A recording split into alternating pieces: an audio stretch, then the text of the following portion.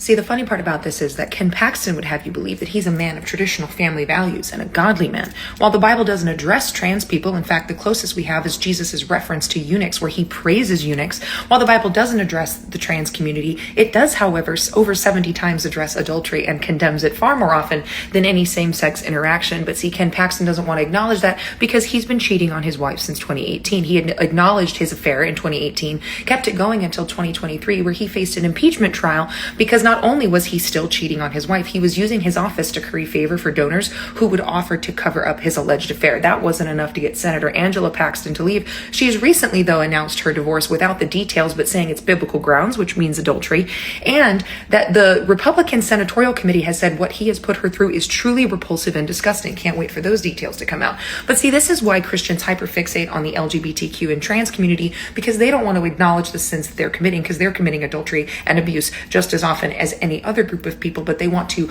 deflect and project the things that the Bible barely addresses, that we know isn't addressing it in the same way we understand it, because it wasn't understood to have sexuality and preference back then. And to be fair, of this particular branch of the conservative community, we understand how it can be confusing when someone identifies as something that doesn't match how they present on the outside, because so many of you identify as Christians and